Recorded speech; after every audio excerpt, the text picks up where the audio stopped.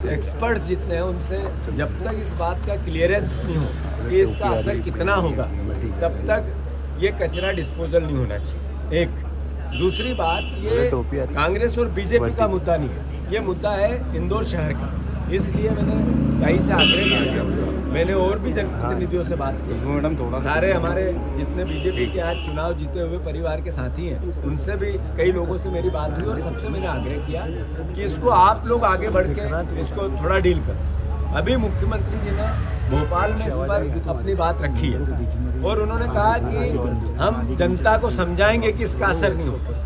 बिल्कुल मुख्यमंत्री का दायित्व है और हम भी विपक्ष में जनप्रतिनिधि हैं तो हमारा भी दायित्व है कि आखिर अल्टीमेटली डिस्पोजल तो होना है, पर कहाँ होना है, कैसे होना है, इसका असर कैसे नहीं होगा, ये सवाल बनते हैं। तो मैं मानता हूँ कि एक एक्सपर्ट्स की टीम बनानी चाहिए, फिर से इसका परीक्षण होना चाहिए, पिछला जितना हुआ उसका कितना असर हुआ इसका जनता के डोमेन में बात आनी चाहिए और फिर ये होगा तो क्या असर हो सकता है आज कल परसों 10 साल बाद 5 साल बाद उसकी भी क्लियरिटी होनी चाहिए। अगर इसकी इतनी शंका है, अभी कोरोना आया तो किसी को पता नहीं चला था कितना असर आया, सैकड़ों हजारों लोग चले गए हमारे बीच में से, हमारे परिवार के। तो जिस बात का असर कितना होगा पता नहीं है तो फिर हम ये रिस्क क्यों लें, ये सवाल है। और फिर यहीं पे क्यों, पीथमपुर आज बंद है, धार में इसका विरोध हो रहा है, इंदौर में इसका यशवंत सागर और इंदौर जिले के सारे बेटवा क्षेत्र में असर होगा और वही पानी हम यहाँ पियेंगे तो इंदौर शहर में होगा।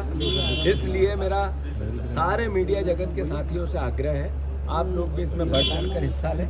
ये कोई राजनीतिक मुद्दा नहीं है, कोई कांग्रेस और बीजेपी के हिस्से से हम सवाल खड़े करें, अभी वो परिस्थिति नहीं है। मैं मुख्यमंत्री से आग्रह करता हूँ कि आपका इसका निष्पादन का क्लियरिटी करके लोगों को अंडरस्टैंड करना, समझाना आपका दायित्व हो सकता है।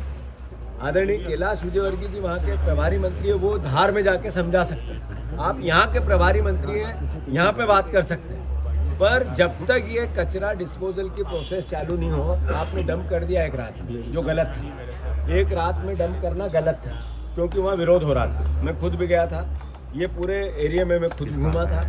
वहाँ आज जो बंद है इसमें भी मेरे भी निर्देश थे कि बंद करा।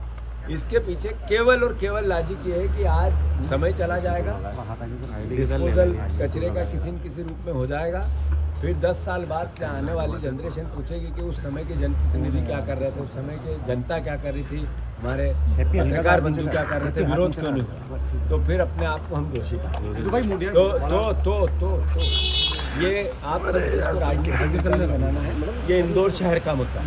इस पर जो निर्देश मिले या उनसे चर्चा हुई या हमारे आपस में कन्वर्सेशन हुआ, यही हुआ। जो और जनप्रतिनिधि बीजेपी के से बात हुई उनसे भी यही हुआ और मैं आपसे भी आग्रह यही कर रहा हूँ कि ये राजनीतिक मुद्दा नहीं है, इंदौर शहर का मुद्दा। वीके न्यूज मध्य प्रदेश छत्तीसगढ़, दिल बोलेगा देश सुनेगा।